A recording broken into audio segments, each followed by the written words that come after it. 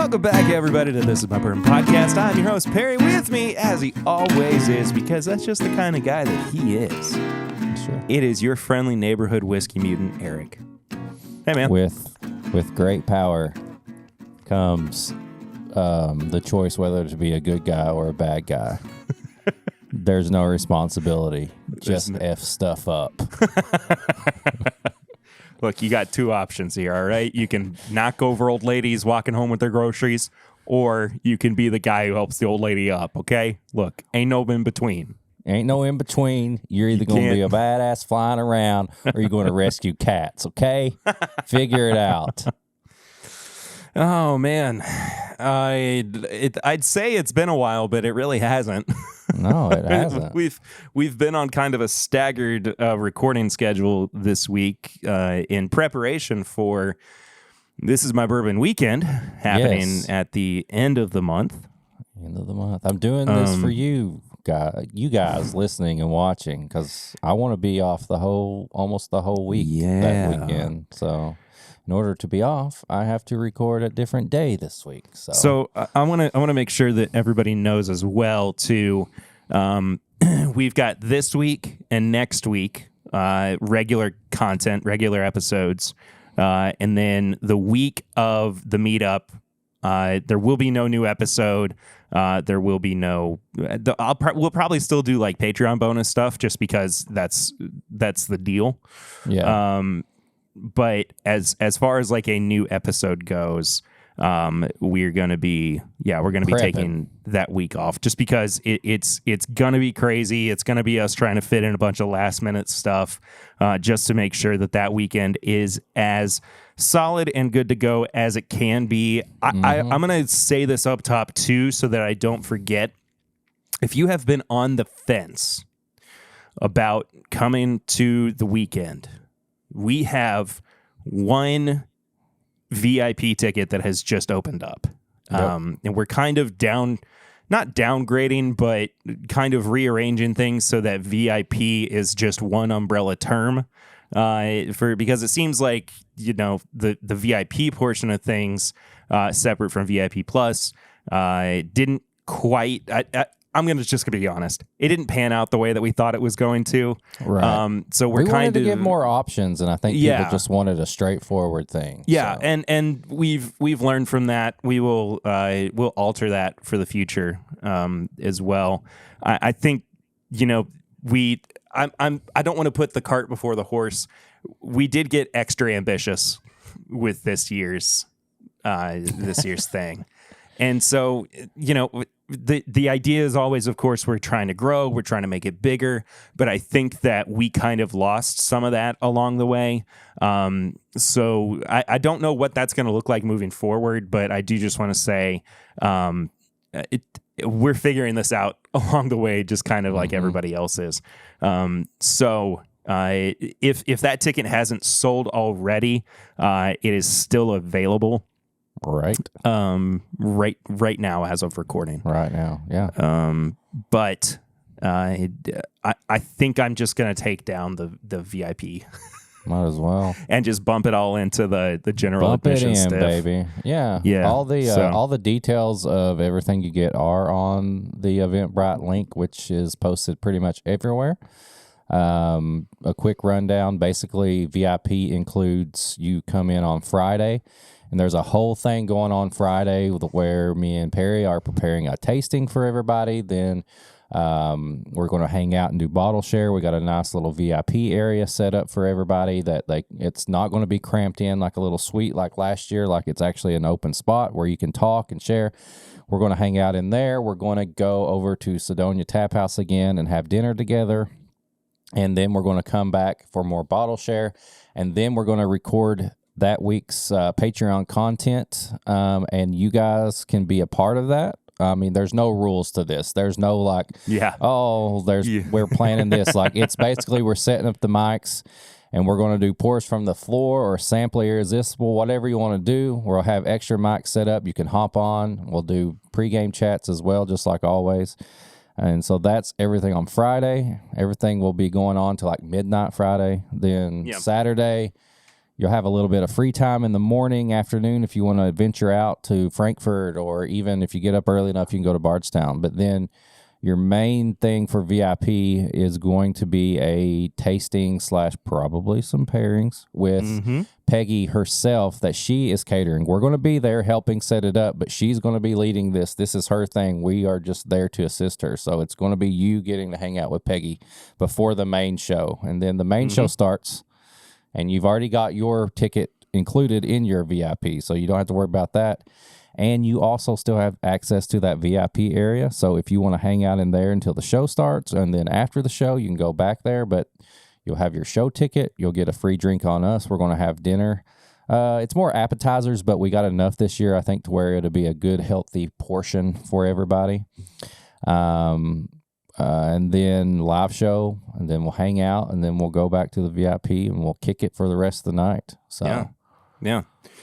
So we're kind of doing the we're doing the rundown of everything that's coming up with the live show and the meetup and everything early. But I think that, we're at a point where it only makes sense for us to just talk about it more and more. I just realized something too. I'll talk to you about this after we're done, but it involves the tasting on Friday night. Okay. My brain just connected. There were neurons that fired and connected in a way that were not firing last night when we were having conversations about what we needed to do. I was severely overwhelmed. I'll just straight up say it last night, because I just was like, I've had a bajillion different things going on over the past couple of weeks, and as we started to kind of talk about the planning of it all out loud to each other, I very quickly had to say, you're not going to have an anxiety attack right now. I won't let you. And it was fine. It was fine. And a big part of that too was Eric just going, we need to figure this out. And I was like, you know what? You're right. We need to do this right this second. It's the little details where we've had everything planned and reserved and set up, and now it's like the fine tuning where it's like, all right, we got to decide between this or that now. We can't keep putting that off. So we just want to have everything as good and as laid back and as fun as possible for everybody. Yeah. So we stress so you don't have to. Exactly. Is the gist of it. So we stress so you don't talk about us behind our backs. A very good point. So there's no Reddit forum or internet chat group or whatever where they're like, can you believe how everything sucked this year? Those 10-bit boys have really fallen off. Let's review this group's meetup. All right, we ranked your top 10 bourbon content creator meetups. I hate it so much. That makes me sad. That makes me sad to think about. But hey, if you want to make me not sad, you can head over to social media. Follow me at My Bourbon Pod and at Whiskey Mutant for Eric.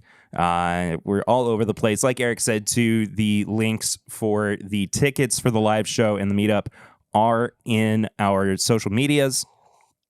You also can find the hotel link there as well. You can send us an email to thisinmybourbonshop@gmail.com if you have questions, comments, thoughts, whatever you may be thinking, and you want to get it across to us, because we love to hear from you. It makes us happy. It makes us smile. What else do we do? You can find all of our apparel and merchandise at bourbonshop.threadless.com. Plenty of cool stuff up there. And if you want to get a t-shirt just in time for, say you don't have a My Bourbon Weekend t-shirt yet. Yeah. It's up there. You can grab one. There you go. For yourself. Get it. You can, if you would like to compete with our reigning champion of barrel rings, you can leave us a voicemail at 859-428. Wait, 859-428. 825. 3. Okay, there we go. I was trying to do it better so that on the delay it didn't work it didn't fail as bad. But it just didn't work at all. 859-428-8253. When we're on the delay over Zoom, we don't quite match up the way that unfortunately. But imagine trying to record an album during the pandemic over Zoom like some bands did. Thank you. No, thank you.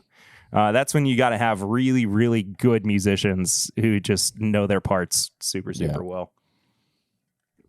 I'm actually looking at a bottle that's in the tasting right now, and I want to open it so bad. That one that you told me about last night? Yeah. What the heck else? Leave us a 5-star rating and review on your podcast app of choice.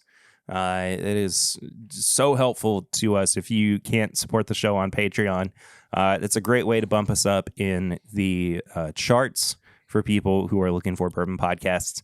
And speaking of Patreon, patreon.com/mybourbonpodcast for as little as $1 a month, for as little as $5 a month. There is so much bourbon extra content. There's everything content over it's there. Late. Baby. It's late, y'all. It's late, and it's late for us. It's late for us, exactly. We're old dads. We don't stay out like we used to. No, we definitely do not. It's late for us. So, extra podcast content. We had a really fun Pours from the Floor this week. A little bit different approach. Also had a really great pregame chats where you learn a little bit of embarrassing information about me and Eric. A little. That's the stuff you get on Patreon. You learn a little bit about us every week. Stuff that I haven't talked about in a long time. Yeah. Stuff you never knew. That's that. Thank you all so much for supporting us as always, and thank you for being here and listening. It means the absolute world to us. And I don't think I say that enough at the top of the episodes. I think it kind of gets buried towards the end. Thank you. But yes. It's time for Sips and Snacks. Yes, sir. This is the part of the episode where we either do a flying blind, where we blind each other, or we do a Sips and Snacks where we pair something. And I'm still on... What am I trying to say? My mind is still kind of blown from last week when I found out I like Jim Beam White Label with water in it.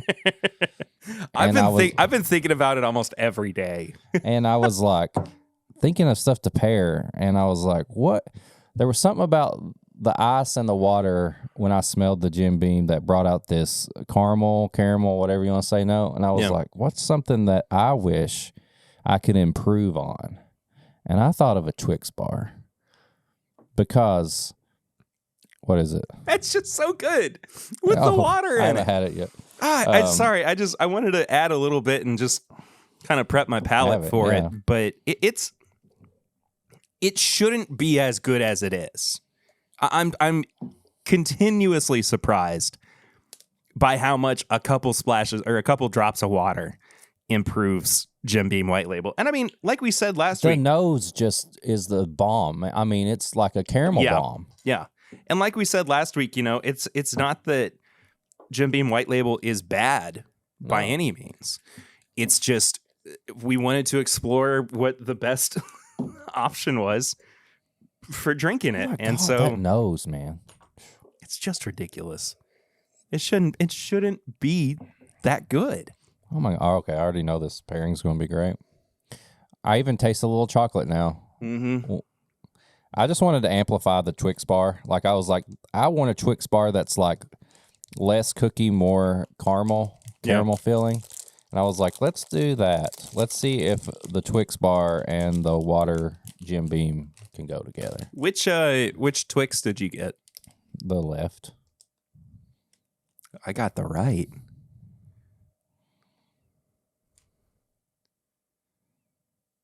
Put them all together. Wait, I don't know.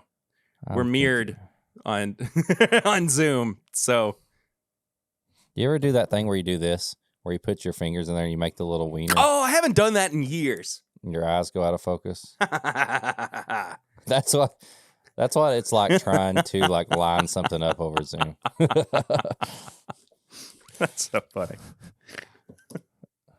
All right, I'm gonna do a little swirl here inside. Then I'll do a pour over after I bit into it. Oh, dude, when you go back for it and then the cookie gets soaked in there, I'm gonna do a pour over so I don't spill. Okay. Okay.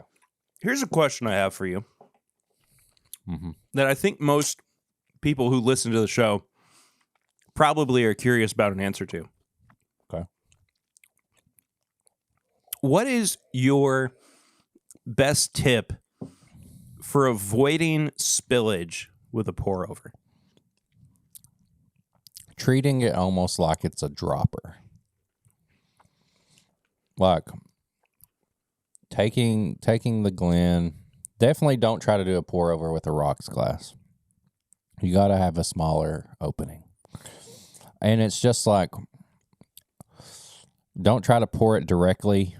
Like, you got to give a little bit of like room in between like the Glen and the snack. Yeah. And then you just let it drop. Or if you've had too much to drink, sometimes like me, then it just becomes a mess and it's just bad. But I will say, don't feel bad if you try to do a pour over on like a little candy bar and you spill it all over the place, because they're just not meant to be poured over sometimes. Now, when you got a big old cake or something like that, that can like absorb and catch everything, then you're good. But it does take a couple years of practice to pour over on little things. I'm still learning. Because you only pour over on big things, right? Yeah. Right, Eric? Mm-hmm. Well, sorry, I got choked up a little bit. Yeah, sure. We're talking about big things. Uh-huh. Let me just say what I really like about this particular pairing, and maybe it's just the fact that we're doing this with any kind of liquid and Twix at all. Yeah. Is that it really softens up the caramel. Yeah. That's my biggest issue with Twix, is that the caramel is so thick. It just like, it's not conducive to enjoying a candy bar. Yeah. So I like the fact that it gives it a little bit more of an ease to enjoy. Yeah. One of the few things I don't like that when it's thick. Yeah. Right. Other stuff though, all about it. Just a little. When that cookie just gets a little bit of the bourbon on it too, and it kind of like, yeah. You're so right, dude. I think it has to have that splash of water. Yeah. With it. I think it complements each other very well. Because you're taking a bourbon that you've already like opened up and given the opportunity to just kind of show itself. Yep. And then you're just adding it onto an already great candy bar. So there you go. 11 out of 10. 11 out of 10, baby. That's my grading scale. Hey, Eric. Yes. Now, I know that this episode is actually coming out the week after Derby. Yes. So I'm going to ask a different question. Okay. Than what we normally ask during this segment. What do you anticipate that you will be drinking on Derby Day this year? Well, I'm going to flip it back on you and reverse it. And I'm going to Missy Elliott, man, Illuminati. That's the second week in a row that we've referenced. I love that song though. So one of the other reasons like we can't record this weekend is because I will be in Indianapolis with my daughter. That's right. At a volleyball tournament. So I might watch the Derby on my phone, but whatever I take will have to be probably brought in my, my little travel kit and stuff like that. So Perry, you tell me what I'm going to be drinking, and you pick something or two or three for me to have that I can partake in on Derby Day, since I will not be at my house. All right. I'm going to give you 3 pours. Okay. All of them leaning into the skid or turning into the skid, whatever. You're leaning into it. Leaning in. Lean. First one, your choice of Blanton's. Because it's got a horsey on it. Okay. I'll probably get that. It could be straight from the barrel. Okay, I'll think about that. Okay. Second. Okay. The official bourbon of the Kentucky Derby, Woodford Reserve. Okay. But double oak, double, whatever. Something different. Not just the regular Woodford. All I've got is a double oak pick. Go do it. Okay. There you go. Okay. And 3. I've switched up my fingers multiple times. I know. It's kind of freaking me out. I was like, did I imagine that, or is he doing that? 3. Trace. Because for some reason they also were associated with the Derby in Churchill Downs. Old Forester. Okay, I can do that. Does it matter which one? No. Dealer's choice. Ooh, Dealer's choice for all 3. I just wanted to give you the baseline product to work with there. Okay. Blanton's, Woodford, and Old Forester. Mm-hmm. Okay. All right. I'll figure it out. So I'll report back. You could do the My Daily Bourbon Blanton's pick. I don't want to do anything. Oh, yeah, the one that actually, yeah, guys, if you're listening, there is, I posted this before, but My Daily Bourbon did a Blanton's pick, and we did like this Marvel topper thing that has like Deadpool head on it, and he kind of kept it like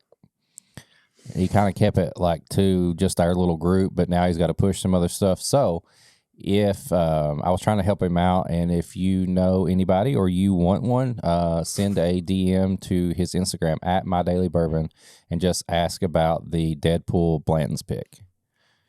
He's still got a few of those left, and he really needs to get rid of them. He does. He's going to be moving soon. Yeah, he's got like some cases he's got to get rid of, and he said that anything that you guys have seen him post about, if you want a sample or you want to finish the bottle for him, to message him. He's trying to like downsize his stuff, and so send him a message on Instagram. He doesn't have Facebook. At My Daily Bourbon. It's his. It's not his logo anymore on Instagram. It's a picture of him. Yeah, it's him. You can see his face. But he does have the blue check mark, though. Yeah, he made sure that we know he's a real person and that Instagram knows he's a real person. And so they verified him. They did like this face scan and stuff, and it's really expensive, but it was worth every penny. I heard his engagements went up 15% since then. But yeah, the Deadpool pick, go for it. Slide into those DMs. Seriously, no joke. So I had some cookie crumbs left in the bottom of my glass, and that was really nice.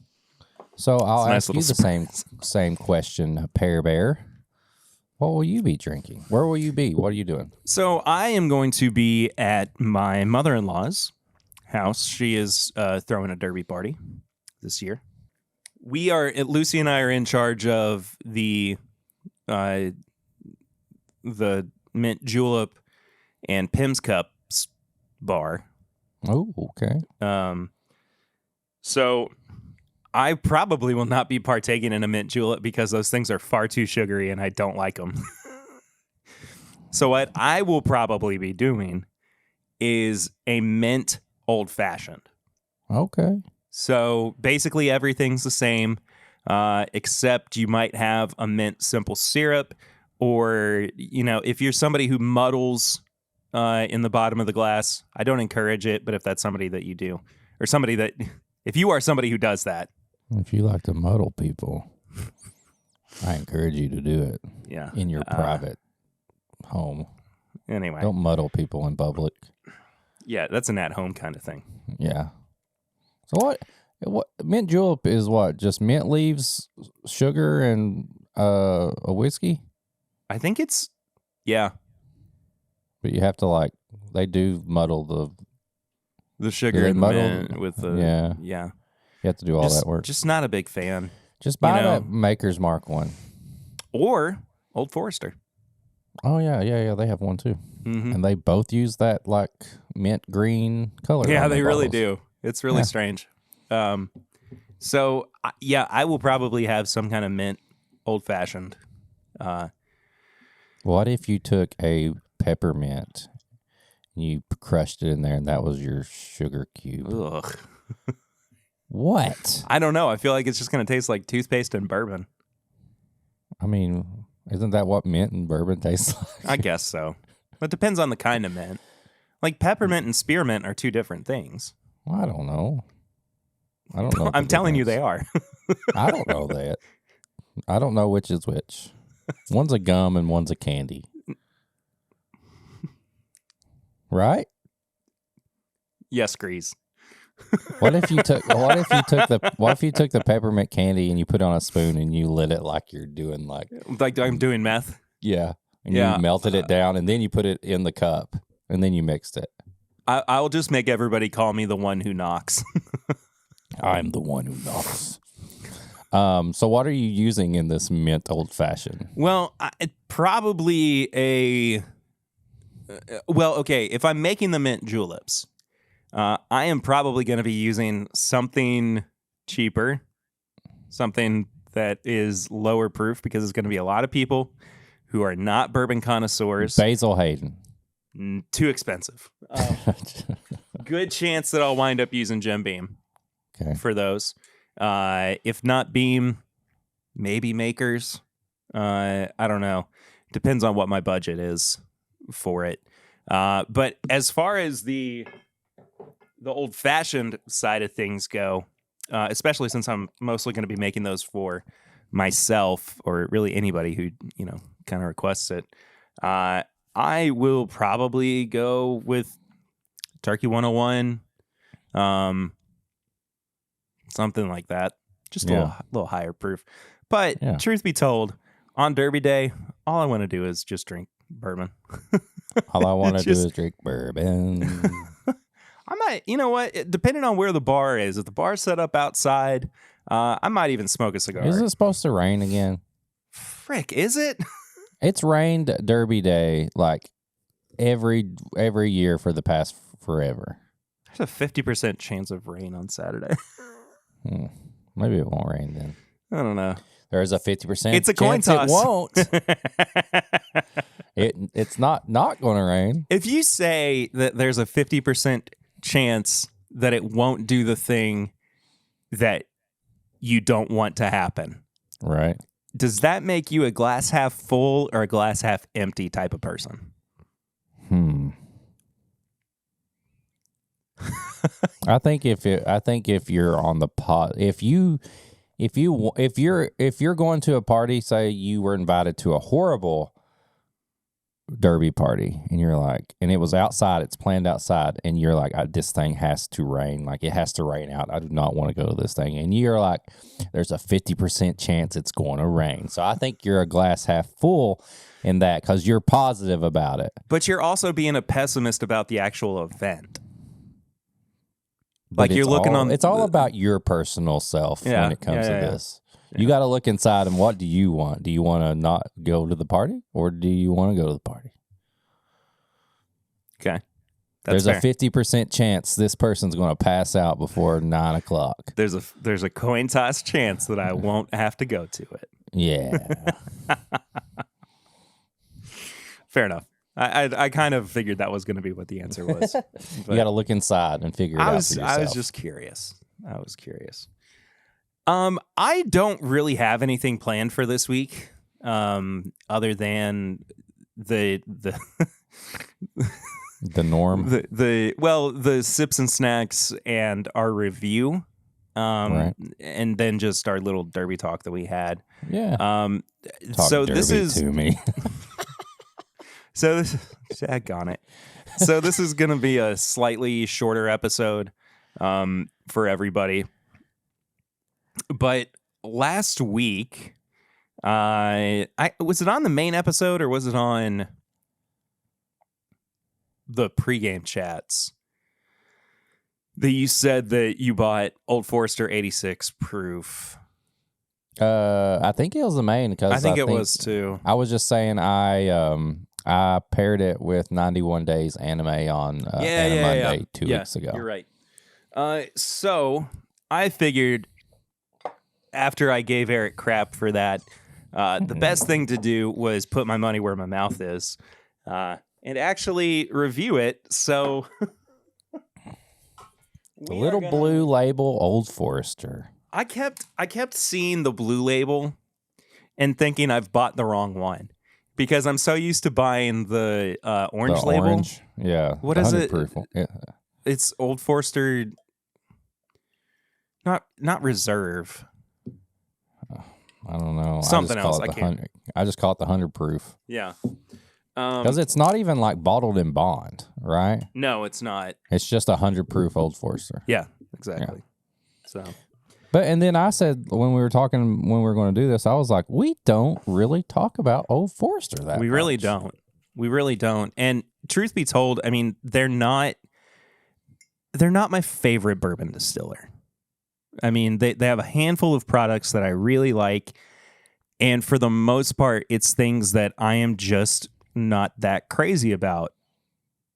With that in mind, though, it's been a long time since I've ventured into trying their base standard offering.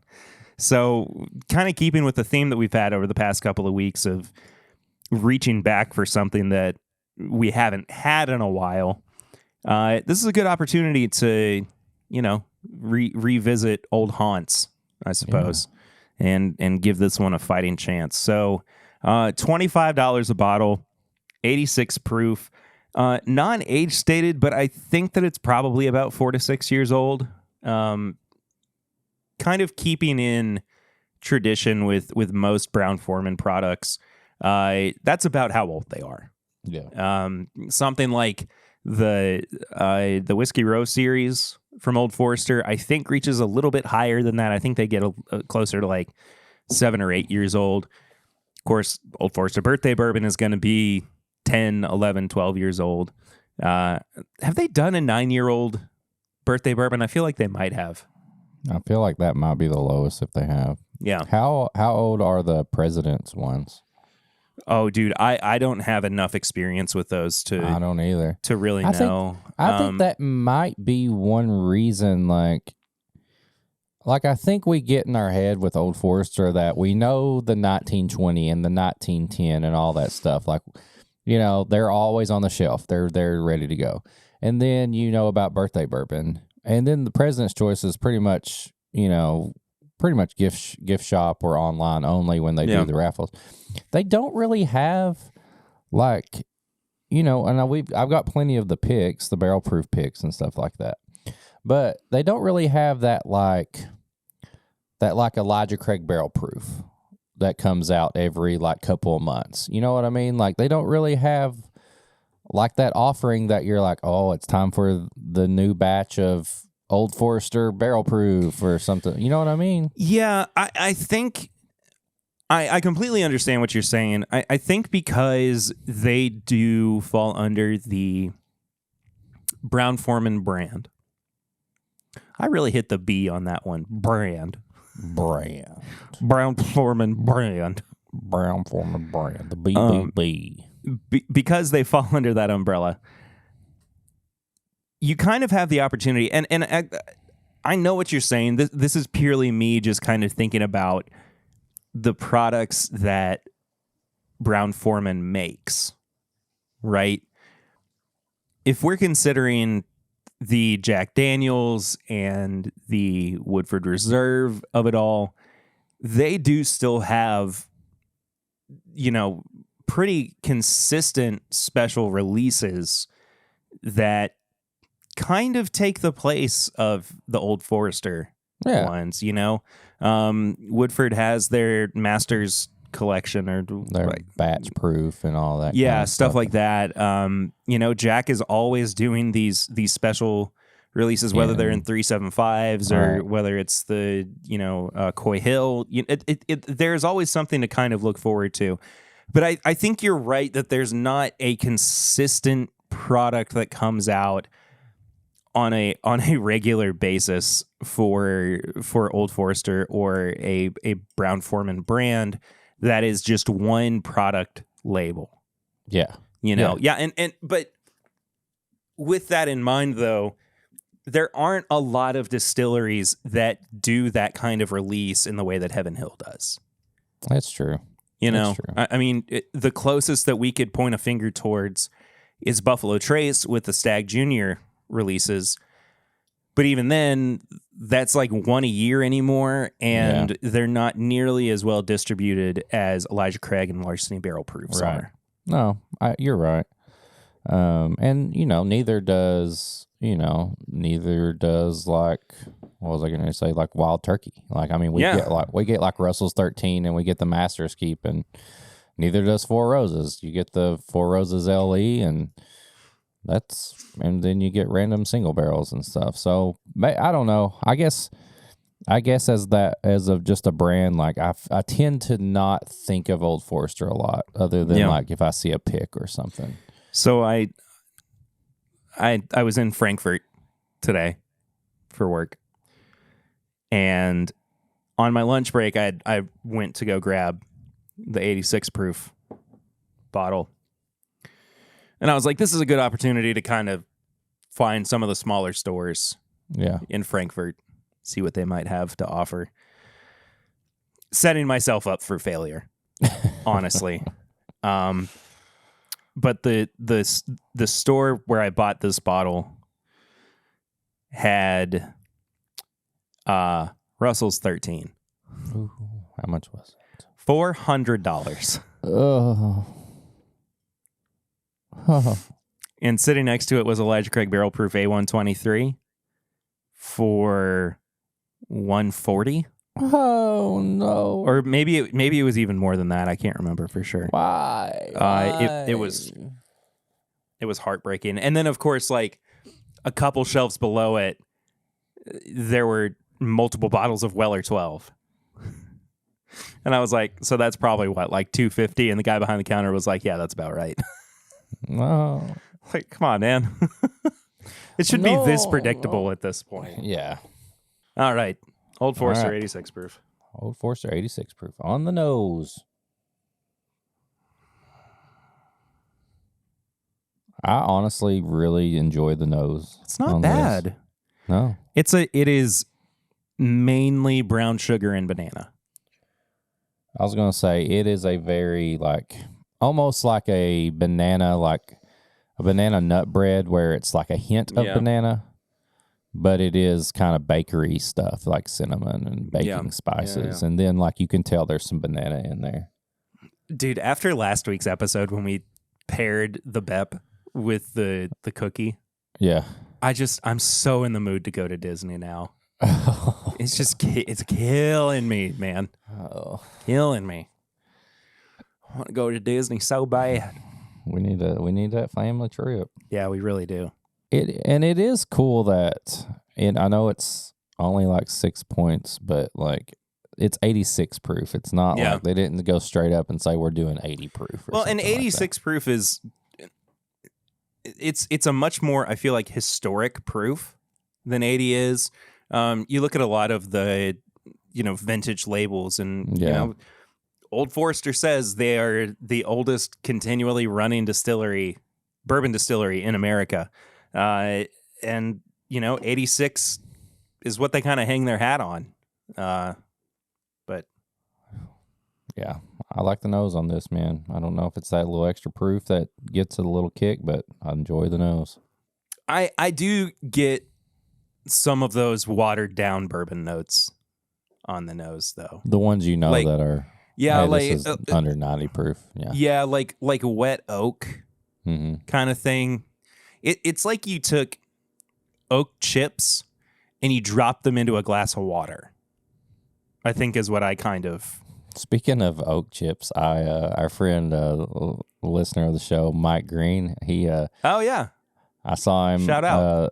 Shout out Mike. Saw him at the ball field, and he had got a shirt from me, and then he had also commented on one of the posts where we were talking about the chips, if you wanted the Kentucky Gentleman that we put the chips in. Yeah. So I got him his sample of Kentucky Gentleman, and he said the first sip, he goes, "This is actually not bad."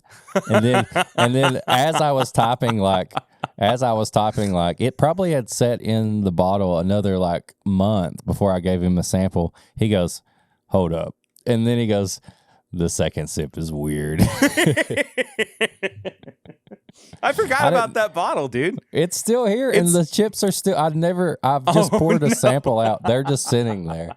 Yeah, well, that's something that's got to be at the meetup now too. For it looks people like to try. oil. Show me. Can you? Is it close enough for you? That is gnarly looking. Oh no! It's still good. Yeah, that's brutal.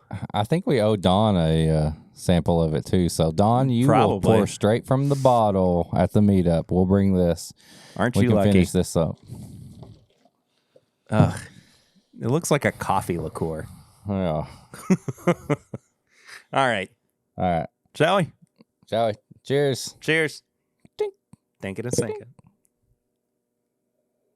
One of the things about this that every time I've had it is it kind of does the opposite of stuff I like. I like when something has a strong finish. This kind of gets a little bit up front, but then the finish is weird and not much there. It's like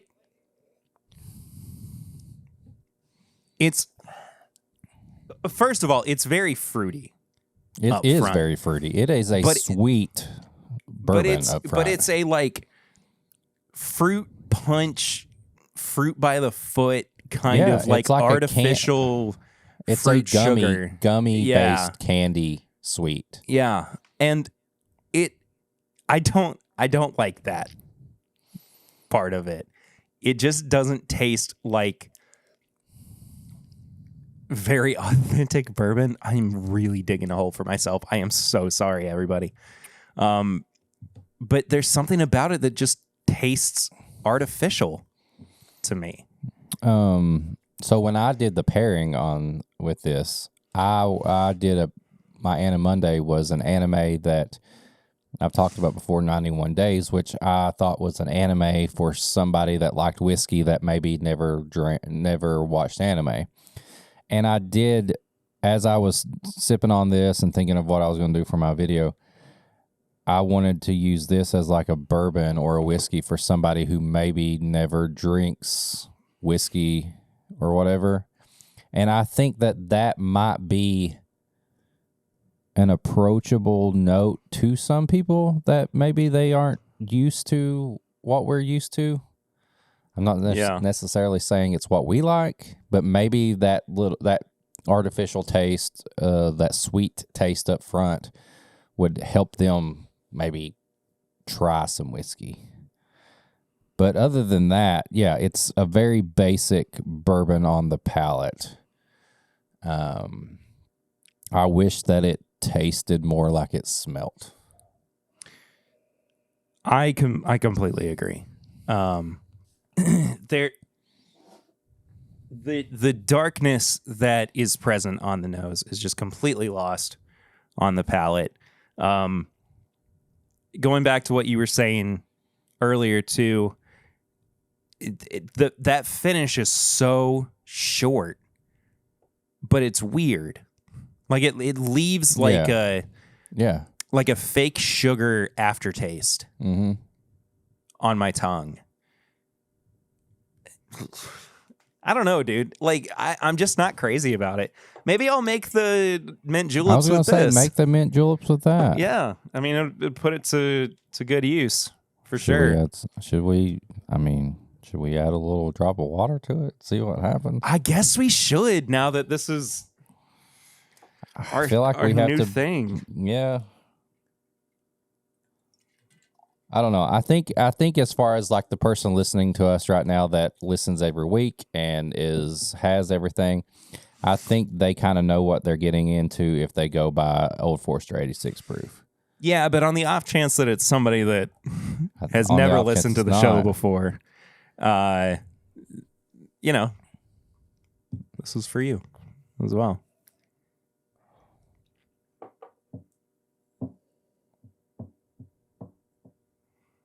Okay, so it's gotten rid of the dark notes. It's all like bright. The brown sugar is completely gone. It's now just banana runts. I was going to say a banana peel. I'm not mad at this so far. Dude, it smells exactly like Runts. Yeah, I can see that. Yeah, it's more candy banana.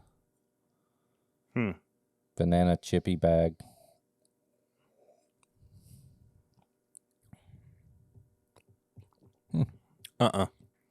Tastes like toast. It tastes like toast with no topping. Yeah, just lightly buttered, unsalted buttered toast. Yeah. I think I like this one better. I think I like this one better without the water. I agree. I do like the nose on both of these, though. I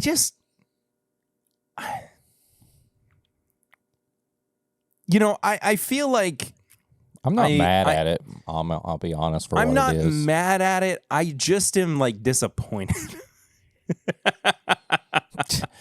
I didn't I'm realize. Not mad at you, son. I'm just disappointed. I didn't realize what was coming out of my mouth until I heard it as I was saying it. Dad, I'm sorry. I'm not mad, son. I'm just disappointed. Signature. That hurts worse, Dad. Wait, isn't the 100 proof called Signature? I don't know.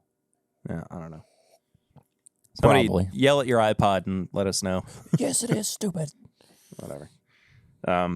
Sorry, my bourbon knowledge kind of, I have it, but like as soon as I sit in front of a microphone, it's like kind of farts out the window. Anyway. Signature 100 proof whiskey. Yeah, I was right. Hey. There you go. I can recall things every now and then. I wish I had that to compare because I feel like definitely don't have any more. I haven't had a bottle in a while. I haven't either. I just used the last of my Old Forester rye the other day to make an old fashioned. Oh. I freaking love Old Forester rye, man. Yeah. Are we going to throw that into the Perry's Daily Drinker rye adventure? I mean, if you take the limit of barrel strength, because you said barrel strength. Yeah, I know. If you take the barrel strength out. We got time. It's this whole new thing. So we only talked about it on Patreon this week for the pregame chats. I think it was, or maybe it was Sports on the Floor. Yeah. It was Sports on the Floor. Yeah. I need to find a cast strength Daily Drinker rye. And so we're going to kind of be going on a bonus episode journey with that. Yeah. Probably post meetup live show. Yeah, I think that'd be good. Yeah. Just, because we got 100,000 things going on right now. And I'm going to be trying to help Perry figure out what his go-to rye is. I think I have more rye than Perry does. You definitely do. Yeah. So we got to get Perry a rye that he keeps on a shelf, basically, is what we're trying to say. Yeah. I don't like this that much. I think I like it a little more than you. I think you do too. I think my biggest issue... This is the funky nerds effect right now. Oh, it 100% is. It 100% is. This is me liking the weird candy, artificial stuff more than you do, which is a lot of times what happens. So I'm okay with that, though. What I think is potentially like getting me in trouble with this as far as like my opinions go is just that I lean so hard anymore into higher proof cast strength bourbons. Yeah. That when I drink this, it's so thin. But at the same time, within that thinness, there are flavor notes that I don't like. Right. So I think if I have to truly defend myself... You don't have to defend yourself at all. Well, I know, but, it's my opinion on the podcast, I guess. But it's not my favorite. It's not my favorite. If you're looking for a good inoffensive mixer, this is probably it. Yeah, I think it has its purposes too. I think it's going to be good for like well, hold on, let me test this here. I got a little bit of Coke Zero here while we're doing this, but I think it'd be good for that. I think it'd be good for somebody to have around to give to somebody that wants to try some bourbon neat that won't be too offensive to them. Yeah, gets them a little bit of higher proof other than the 80 proof stuff.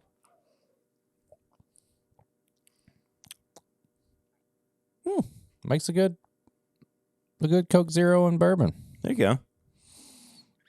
It's it's that fruity stuff. It's like putting syrup, extra syrup in a Coke Zero, like a fruit syrup. I'm not bad at that. Okay. Well, but there you go. We got to score it. Yeah. On the neat factor. Neat without anything added to it. That's how we typically score things. Each category is, well, I'm doing a really bad job of explaining this. Eric, do you want to take over? Yeah, we I've never had to do this. Oh my God. So when we review something, we do nose, palate, finish, and price. We score it a 1 out of 5.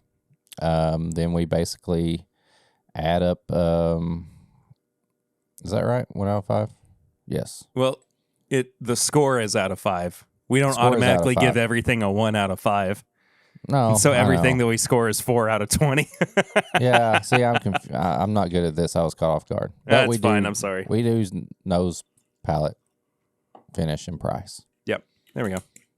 Yeah. Each category is out of 5. Final score is out of 20.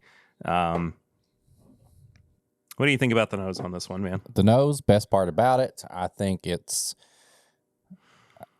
once again, and I know I do like it a little bit more, but I'm trying my best to look at like the good things in each kind of bottle that we review. I know sometimes I get very picky, like, when the expensive stuff comes out and we review that, it's okay to be a little bit more picky just because of the price.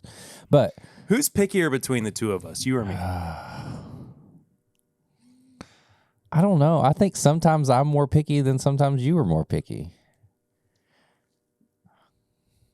I think you get more picky when it's like ultra premium. Do you think that? Yeah. Yes. I feel like I get more picky with tasting notes. Yeah.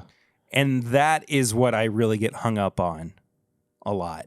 Not necessarily like the broad picture of it all. Yeah. Like the little things that I like or dislike about it. Yeah. I think that's where I get more picky. I think you are a little more picky when it comes to price. True. Yeah, I think so. I think you are more willing to give it a lower score on price. I get defensive when things are like, this should be $5 less. Yeah. But for me, yeah. I think that's a fair. I think that's a fair assessment. But I will say, like, I think back of when I first started trying to know when I said I wanted to do this, I want to like learn how to nose and taste notes and stuff. And I smell this and I'm like, I think back then I could have said, oh, this is like, a muffin or a banana muffin or something. I think the nose is the best part about it because it has those little hints of cinnamon and a little bit of banana, and it's something that you can practice with if you're learning to nose and get notes and stuff for the first time. Yeah. So, yeah, nose is the best thing. I think for the all experience of the nose, I think it's a 3.5 for me. There are parts of this nose that I just straight up do not like. I think that it goes a little bit bitter smelling on the nose. And just like that kind of fakey banana note as well is something that I am not super in tune with. It's not something that I truly enjoy. 2.5. Okay. What is that fake banana? What is that thing that's not a real banana? No, there's like an actual fruit that's like well, bananas. No, there's something else. It's called something else. It's like a meringue or no. Plantains? Plantain. What the heck is a plantain? That's a fake banana, right? It's a fruit, or it's a banana-esque fruit. It's a fruit trying to be a banana. But do you know this fake-ass banana? Do you know this thing about banana flavoring? No.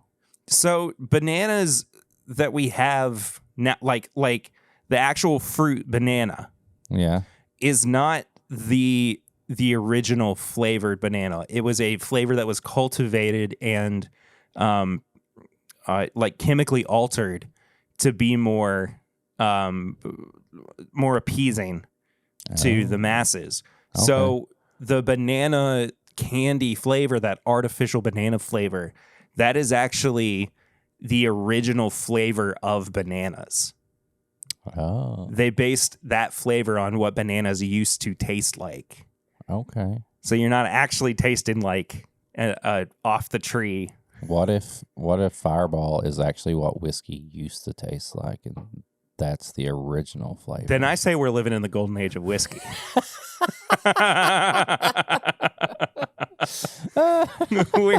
we're much better off than those poor saps back then. Could you imagine like E.H. Taylor going to his deathbed over Fireball taste and bottled in bond whiskey? That's the hill that he decided to die on, was a cinnamon heavy whiskey that was being altered by bartenders. It was medicine. They were making it appealing to people. They wanted the people. It's like flavored medicine. Okay. Oh, all right. That's a really funny. That's back to our. That's our Prohibition movie. Yeah, exactly. Palate for me is, it's a 2. I actually gave it a 2 as well. I think there's a little bit there, not a lot. Yeah. It's quick up front and then it's gone. And I will give the finish a 1.5 because I don't like the finish on this, and I love when something maybe isn't as good on the palate up front, and then you get a big finish, and it didn't do it for me on the finish either. But that's how it is. Yeah. Price $25. I'm okay with the price. I'm okay with the price, but I think that there are just better products out there for roughly the same. For $2 less, you can get Benchmark Foolproof. You can get Turkey 101 for the same price. You can get Turkey 101 for the same price, exactly. Like it's just, I think that this. I don't mean for this to sound as bad as it does, but like this is kind of a last resort bourbon for me. Well, I think but you know what? I'm going to spin that because I feel like that's something you would find if you were in, like, say you're traveling and there's no like real liquor stores around. You got to run it somewhere. This might be sitting on the shelf. They may not have Turkey 101, somewhere, or they may not have something decent. This might be on a random bar that only sells vodka stuff. Yeah. And this is your last resort. That's actually a good point. Like, I'd say you will see this probably more than some of your other cheap, you're not going to see like probably a Benchmark somewhere, or you're not see like a JTS Brown or just one of those cheaper bourbons. So that I'll spin that around. I think you may see it more often. Yeah. There's always those times you're traveling, you're like, fuck, like I ain't got anything else to choose from right now. 2.5. That's the same thing I put. I'm at a 9.5. I think I'm at an 8.5. So, yeah, I'm at an 8.5. So it's not really a recommend for me personally based on my flavor profile, or the flavors that I go for. But I don't think that it is without its place. Yeah. No, I agree. I think there's plenty to be enjoyed about this for somebody who is especially either a newer bourbon drinker or a bourbon drinker who just likes sweeter flavors.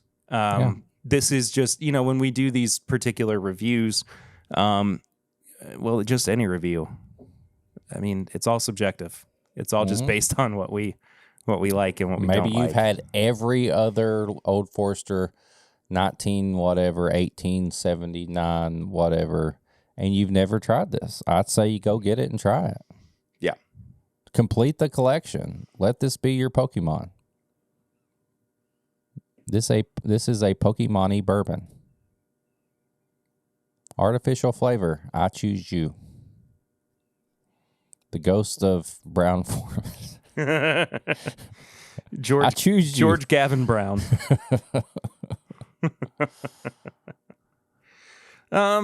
Yeah, this is gonna go in a bunch of mint juleps. Hey, I saved you time having to find something the day of. You already got it, baby. That you did, Edward. And I still stand by my pairing with 91 days. Yeah, I don't have any problem with that either. I think that you gave a very well-educated pairing there. Yeah.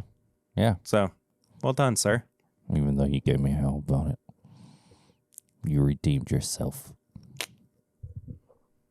I've found my way back to the path of the Jedi.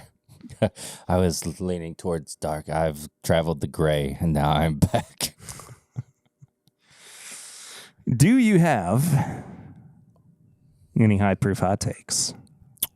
High-proof hot takes. I had one. People who... I can easily avoid this, but it aggravates me when I see it. If you still can't get yourself to use the self-checkout by now, get help. If I see the self-checkout line just normal and the one register person is open and you have literally a can of pickles, a jar of pickles, and you're waiting in a huge line and you have one thing in your hand and you're not using the self-checkout, stop it. Get some help. I don't know. You're holding up the whole line. I've seen so many people. Okay, I get it. If you're at a grocery store and they have a person scanning stuff and a bag person, all that, you've got a week's worth of groceries here. I ain't putting a week's worth of groceries in the self-checkout. Oh, no. Honestly, not. we do online and we just go pick it up. But if you're in the store and you've got to get a bunch of stuff, yeah, it's easier to have somebody. But if you're running in the store and you just need, like, you forgot the pickles, you're making burgers and you need some pickles, or you forgot the lettuce, and you get in the line with one item and don't go in the self-checkout, what are you doing? I almost want to stop and go, what are you doing? Why are you doing this? I almost want to offer, hey. What is your major malfunction? Do you want to add that one item to my 3 items and I will help you here? I almost want to do that. I'd love to see for that, like, say you go into the grocery store and you got like a pocket tee on. Yeah. And you just pop you start recording on your phone and you just got your pocket with your phone in it. It's just got video going. I just want you to go. Do you want me to get that for you? Like just hidden cam all the way. And it's not even. Oh, sorry. Time out. I'm not trying to sound bad. It's not even old people who maybe they don't get self checkout. It's like people my age, maybe people younger. Like, don't. There's a reason there's a self checkout. We can do it ourselves. It's not restricted to one particular age. No, I don't get it. I don't get it. I've been noticing that lately, and I'm like, what is going on? So, yes, if you have less than 10 items or whatever, just use the self-checkout. Give the people bagging and doing stuff a break. They're already doing the 2 cartfuls already. So, I know that's a weird high-proof hot take, but it's kind of been on my mind. I get it. It's just those things. We're all guilty of it. I'm not saying we're all perfect. There's little things we notice when we're out and about that just aggravate us. Well, okay, on that note of little things that aggravated me, but, you know, it's not necessarily a little thing because it could be potentially very dangerous. What are you doing, Kat? My cat's over there too. Minnie, what are you doing? Knox.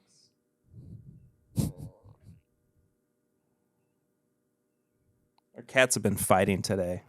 This is the part of the video where, like, you just see the cat just pounce on your face, and you're like, ah!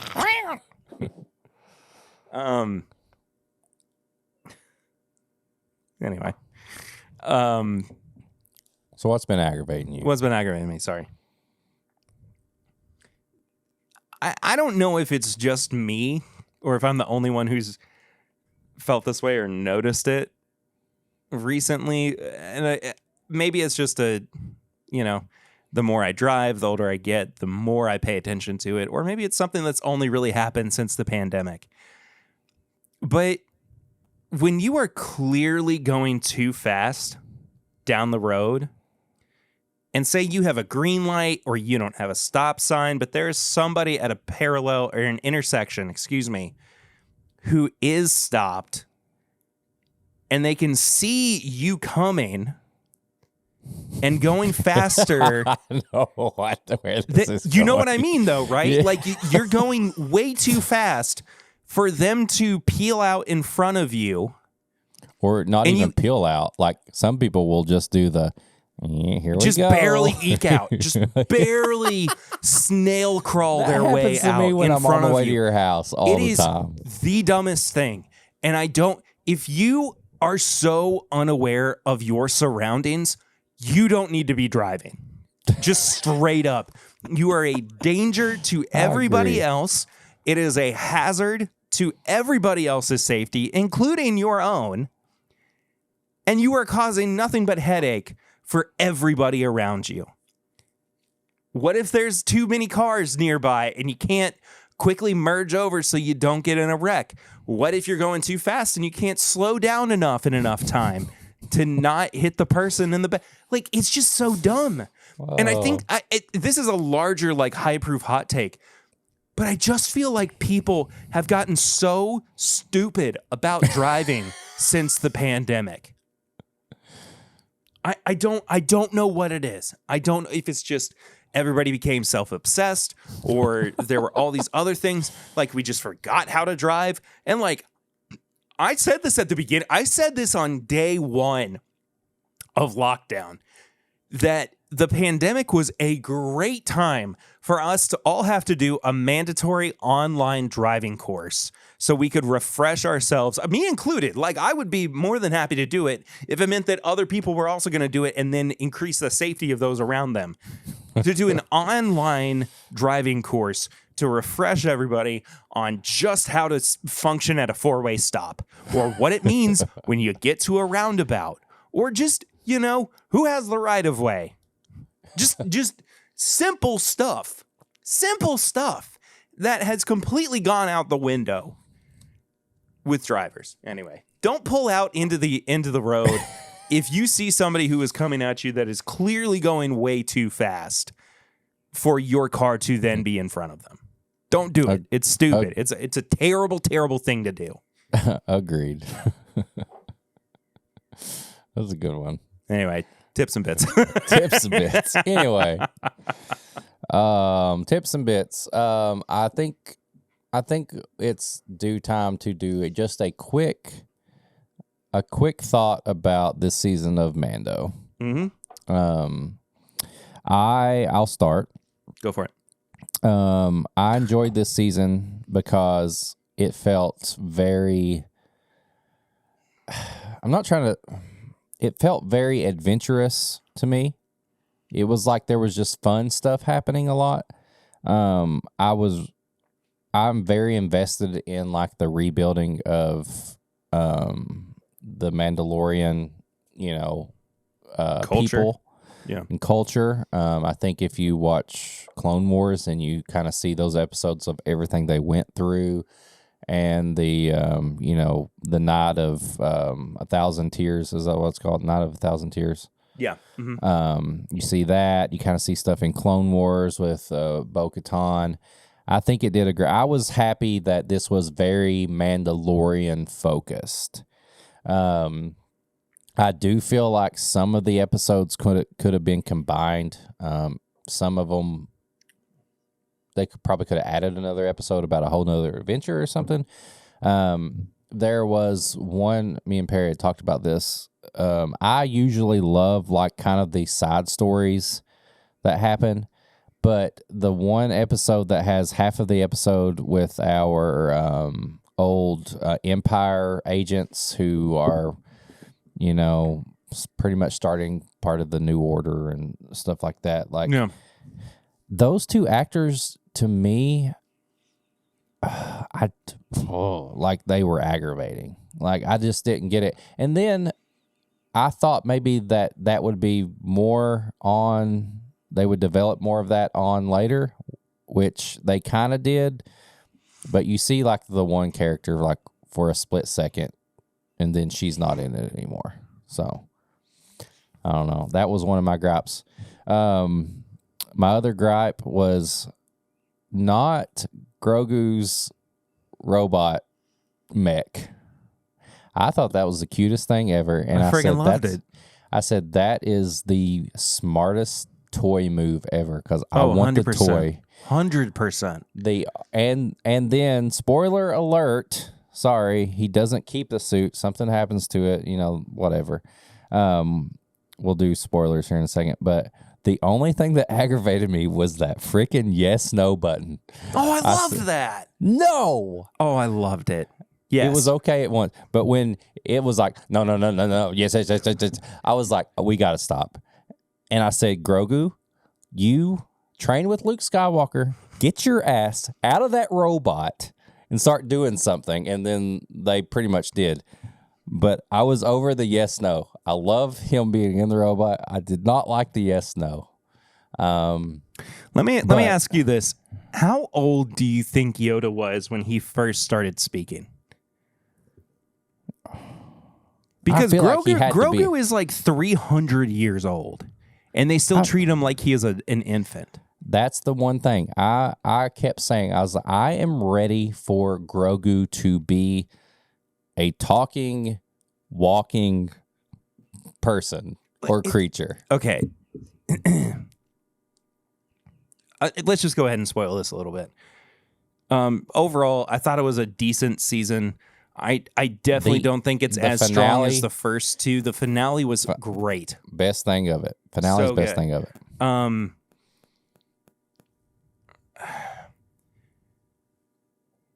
Grogu should have been speaking by the end of the season. He's babbling. He's cooing. He should have took the oath. It shouldn't have been. He should have taken the oath, and he should have said his first word should have been, "This is the way." Exactly. That's what I said. He should be talking and doing more stuff, and they could have at least ended it with him doing that. I think that would have been 11 out of 10 way to end it. Not taking away from the battle with when all the Mandalorian when Bo-Katan comes flying through and she pulls out the Darksaber and is leading a flying group of Mandalorians. Dude, I about cried and splooged everywhere at the same time. I mean, that's how you just made me look directly into my light. I'm just being honest. Yeah. But I think that was some of the most visually appealing and entertaining Star Wars that we've had maybe since the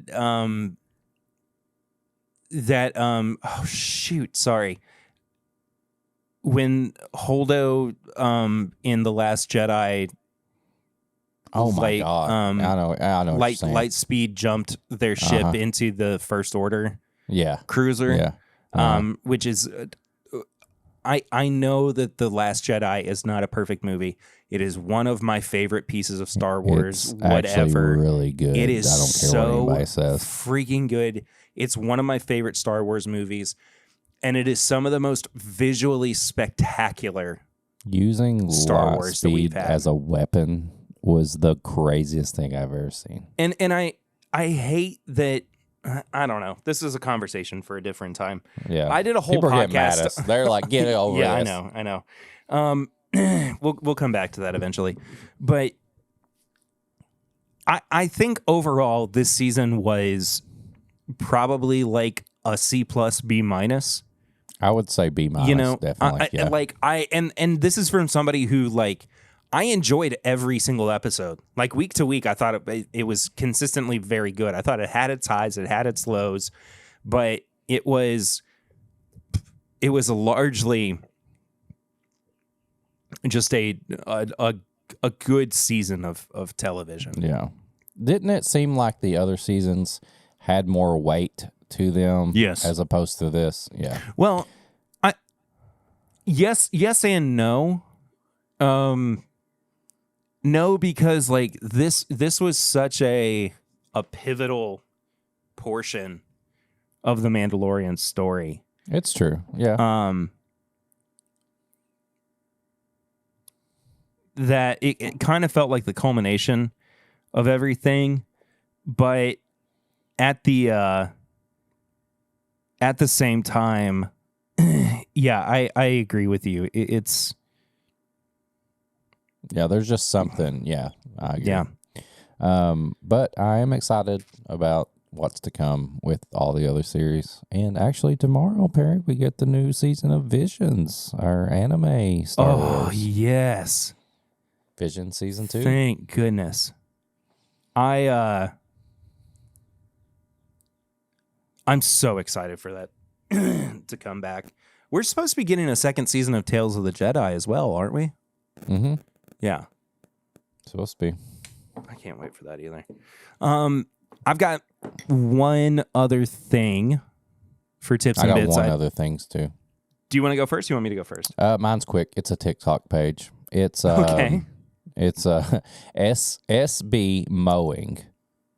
SB Mowing. Okay.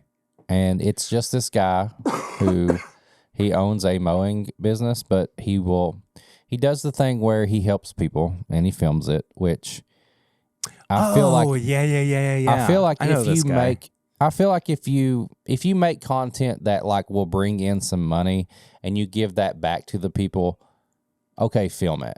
If you are in the drive, this is probably another hot take. If you're in the drive-through somewhere or on the corner and you give somebody 50 cents and film it and go, look what I did. Yeah, get out of here. But if you raise, this guy will basically, he has a mowing business, has all his equipment, and he will find people who looks like their house maybe is a little rundown. They can't clean up their sidewalk and all that. And he will go do it. And he will do it in time lapse, so you see him actually clean up this really bad, and it's just so enjoyable to watch. It's so satisfying. It's satisfying. And then this one guy was he was a veteran, and he was trying to pay his bills, and he made a GoFundMe for him, and the people that follow his page all donated, and he was able to pay his electric bill and all this stuff for it, and it shows him giving him the money. It's great, but just looking at the videos he makes, it's just so satisfying seeing him do the edging and cleaning up the sidewalk, and he has his blower. So you do know what edging means? No, I'm talking about hedging. I'm not talking. This guy does. This is not an OnlyFans page. When I want hedging, I go to OnlyFans. When I want just a good, heartfelt mowing video that's satisfying, I go to SB Mowing on TikTok. Completely different thing. Yeah, sure. You got me. I caught you. Caught you red-handed. Yeah, red-handed. I'll tell you about red hands. Oh, what are you doing? I'm hedging. You're stopping and going, bro. You just, Yeah. So I am not big on rewatch podcast. Pause. Stop. I'm going to clip that. I'm going to clip that. I am not big. And then I'm going to use it in one of my videos. You just wait. It's coming up. Fair enough. Well, I'm generally not a fan of rewatch podcasts. Okay. So Office Ladies, I think the Always Sunny podcast is kind of separate from that because it's the three of the four main characters on the show. I've listened to the Office Ladies because April listens to that. And I don't like it. When they have the other guests on there and they talk about the behind the scenes stuff, that's pretty good. Yeah. But I really couldn't make it past the first couple of episodes because it felt like they were just trying too hard. And I think that's what bugs me the most about those is that they don't have a good like podcast presence. Yeah. I'm not saying I'm perfect, but I think that it's a level of like not knowing how to be genuine. Or genuine within that space, I think is probably a better way of saying that. Yeah. But the one that I have latched onto, there's been one, and I've enjoyed it so much, and I think it's because I grew up with this show, and it still holds like a fun, special place in my heart. It's the three main actors from Ned's Declassified School Survival Guide. They have a podcast. They have a podcast. It's called Ned's Declassified Podcast Survival Guide, and they're doing a rewatch of the show, which I mean I have not watched an episode of since I was in high school, and the majority of because they're three very close friends. Yeah, you know. And they've stayed in touch over the years and everything. And so much of it is really just them kind of like talking about their life experiences post Ned's. Yeah. And like just, you know, it's really fascinating. Like Lindsay Shaw, who played Mose, is a recovering addict who was diagnosed with bipolar disorder as well. And so just like hearing her journey is super interesting too. I don't know. I'm just really, I'm really enjoying it. I'm having a lot of fun. And I think it's because like the show is almost secondary to Ned's Declassified School Survival Guide is secondary to the actual conversations that they're having about their lives and everything. And, you know, I like real conversation. I like honest conversation as opposed to just kind of like, only talking about like here's how all the production of it was and like kind of trying to like relive the good old days too. Like it's not that it's three friends who, you know, have such fond memories of producing this show, but they've also had the chance to grow up together and respect and admire the fan base and everything and not trying to like create this cash grab around it, I guess. So I don't know. Maybe it's because I have a lot of nostalgia for the original show too. I think it's just like what I enjoy is when you get to know somebody you either grew up with or listen to or a comedian and you listen to the conversations and they just talk about normal stuff with another. It's kind of like how Andrew Santino with Whiskey Ginger, like they pour a little bourbon. They don't like do tasting notes or anything. They pour a little bourbon if the person drinks, and then they talk about pretty much growing up or something like that. Like it's not like about my mother. Don't talk about my mother is beautiful. I'm Bobby Mama. I'm a body mother. I'm Bobby Mom. I'm Bobby Mom. But it's like that. Yeah, you just like to hear like people that you don't cancel watch. us. No, don't. We're quoting. We're literally quoting Andrew Santino and Bobby Lee. But it's fun just to listen to people. It's just so funny. He's not even making fun of her race. He's just making fun of like. I'm Bobby Mom. I'm Bobby Mother. I'm a Bobby mother. And then the one where his dad's like, Bobby don't like shit.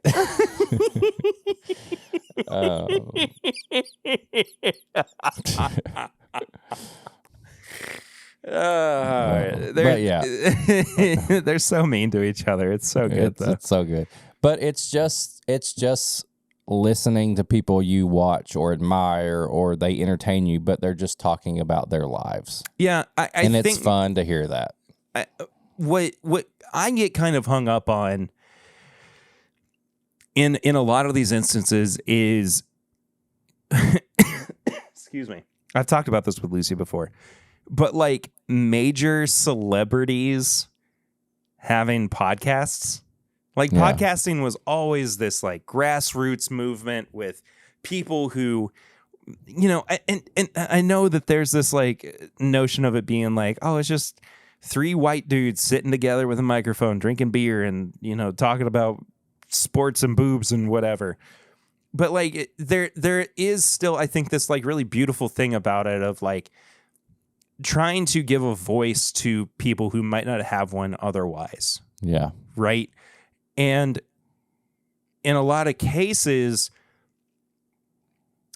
celebrity podcasts are so boring and so masturbatory.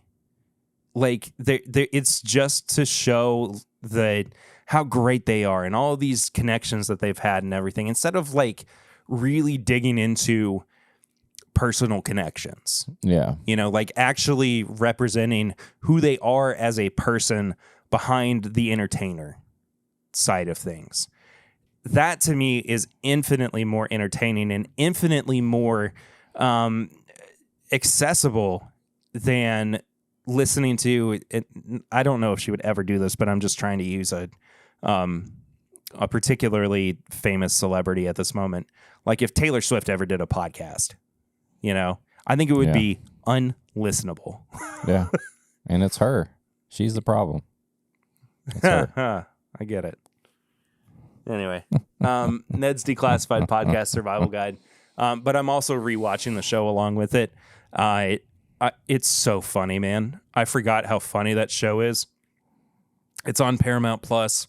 If you have it. Also, high proof hot take. Paramount Plus is the worst streaming service platform. It is absolute hot garbage. I pay $4.99 for it a month, and I hate it. I hate every second of like trying to operate within so bad that system. But it has all of those nostalgia. Like I was more of a Nickelodeon kid than I was Disney. Yeah. But I mean, I was Cartoon Network and Nickelodeon. But yeah, all of those Nickelodeon shows that I grew up on and have a lot of nostalgia for. Pete and Pete. Pete is Pete. Oh, is that where that comes from? Is that the origin of Pete is Pete? Pete watched Pete and Pete. Yeah, that's all he could. He watched one episode, the episode where he just misunderstood it. Where Artie, the strongest man in the world, eats barbecue chicken perfectly. He watched that episode over and over, and he makes the little like bone figure with it. See, when I think about like early Nickelodeon for me. We're getting into an entirely different podcast. I basically have a petunia tattoo on here. You really do, yeah. But like, like Doug, Kablam, all that, The Amanda Show, Rugrats, Hey Arnold, Real Monsters, Legends, Figure It Out, Double Dare. Do you have it? Yeah, I mean, all that stuff, like, that's the kind of I mean, even, like, into SpongeBob and, because I still love SpongeBob, man. It's just. I should dress like Doug for the meetup. Oh, I haven't figured out my outfit yet. I got mine, baby. I'm coming all, You're coming all night long, is that what you're about to say? I'm coming out, but, like, no. I will say I got green pants. Nice. Yeah. I got to figure out what I could wear so that I could go sit in with the old folks band again. Well, if you're watching the video version of this, you are seeing that we have had some network connection issues, and we are not able to record the rest of the video portion of the show. However, I think that we're pretty much at the end of the episode. So, thank you all so much for listening. Eric, take us home. Why don't you? Take us home, country road where we don't have the internet. But most people who listen to this do have the internet, and they go over to patreon.com/mybourbonpodcast for as little as $1 a month. You can support the show, and at $5, you get all the bonus content. You get Pours from the Floor, you get Sampling Irresistible, you get The Last Call, which just went out, which I myself need to listen to because I heard Perry did a badass job of editing that and showing what happened to me and how I came back to life. But yes, Oh patreon.com. man, you know what I forgot? What? Dude, I forgot about the barrel rings. Oh. Let's save it for next week when things are barrel rings next week. Patreon.com/MyBourbonPodcast. Or maybe we'll jump on like a bonus thing or something. But yeah, barrel rings is a segment that we do where you call in and you leave a voicemail and we reply back to you, and you're basically the third host on the show. And currently, Bill Robarge from Wisconsin is the reigning champion because he keeps calling in and doing it. But you know what number he uses?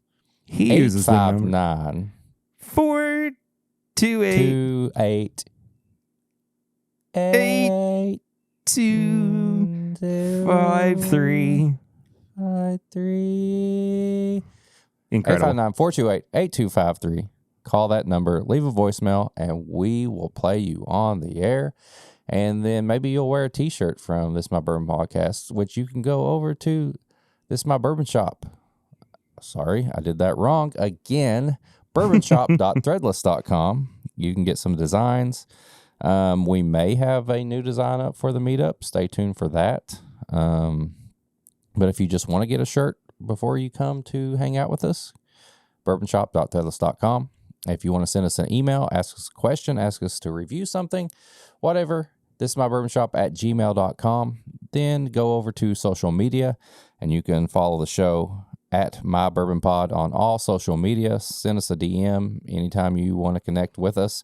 You can follow me at Whiskey Mutant doing pairings. You can follow Perry at Peerder1792. And then I want you to go to any place that gives reviews. It gives comments. Any place that you can follow, subscribe, do all the things. Tell people about us. Jump in on that. And that's pretty much it.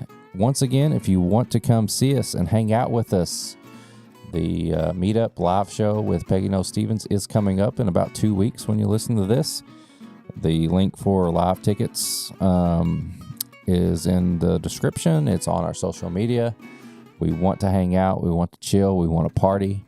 We want to do all that for you. So that's it, I think. That's it. Thank you all so much for listening, watching, sticking with us, even through technical difficulties. At least it was at the end of the episode. You know? We're technical, we're difficult, we're like your high school girlfriend, but you stuck it out, and you know what? Maybe you left town and she stayed, and or maybe you've had a kid with her and you still live in the same town and you love them the same. That's what This Is My Bourbon Podcast is. I couldn't have said it better myself. Yeah, exactly. What I can say, though, is that we thank you guys so much for listening. It means the world to us, of course, and we will see you real soon. But until next time, I'm Perry. I'm Eric. And this is My Bourbon Podcast. See ya.